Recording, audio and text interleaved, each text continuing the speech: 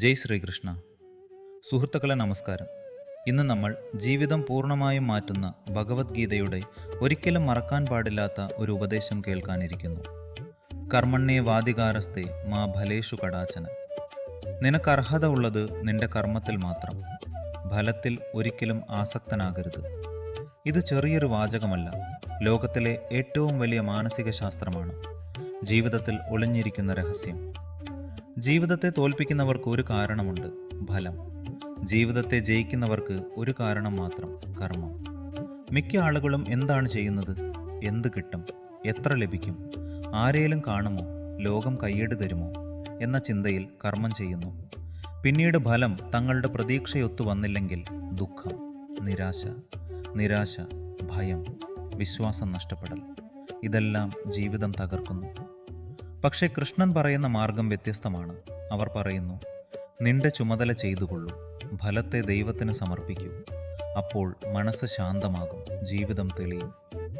ഫലത്തിൽ ആസക്തി വച്ചാൽ എന്താണ് സംഭവിക്കുന്നത്? നീ ഒരു വിത്ത് വിതയ്ക്കുന്നു.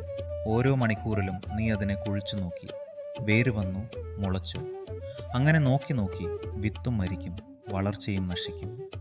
ജീവിതത്തിലും അതുതന്നെ. നീ ചെയ്യുന്ന ഓരോ പ്രവൃത്തിക്കും ഫലത്തെ അത്രയധികം പിടിച്ചു നിൽക്കുമെങ്കിൽ മനസ്സ് ചുരുങ്ങും, ഊർജം നഷ്ടമാകും, വിജയം വൈകും. കർമ്മഫല നിരാകരണം എന്ന സ്വാതന്ത്ര്യം.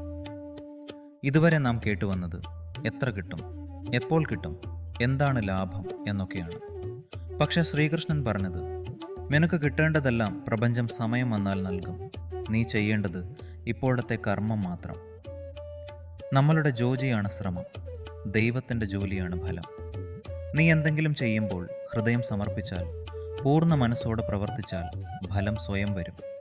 ശ്രമിക്കാതെ ഒന്നും കിട്ടില്ല. പക്ഷേ ശ്രമിച്ചതിൽ മാത്രം സന്തോഷം കണ്ടെത്തുന്നവൻ ജീവിതം ജയിക്കുന്നു. എങ്കിൽ ഫലത്തിൽ ആഗ്രഹം വയ്ക്കുന്നത് തെറ്റാണോ? ഇല്ല, ആഗ്രഹം തെറ്റല്ല, ആസക്തിയാണ് തെറ്റ്. ലക്ഷ്യം വേണം, പക്ഷേ ലക്ഷ്യം മനസ്സിൻ്റെ ഭാരമാകരുത്. നമ്മുടെ കർമ്മം സത്യസന്ധമായി ചെയ്താൽ ലക്ഷ്യവും നമ്മളെ പിന്തുടരും. ജീവിതത്തിൽ ഇത് പ്രയോഗിച്ചാൽ എന്താണ് സംഭവിക്കുന്നത്? മനസ്സ് ശാന്തമാകും, ആത്മവിശ്വാസം കൂടും, ആകർഷണ ശക്തി വർദ്ധിക്കും, ഭയം, ആശങ്ക കുറയും, ശരിയായ അവസരങ്ങളെത്തും, പ്രപഞ്ചം നിന്റെ വഴികൾ തുറക്കും.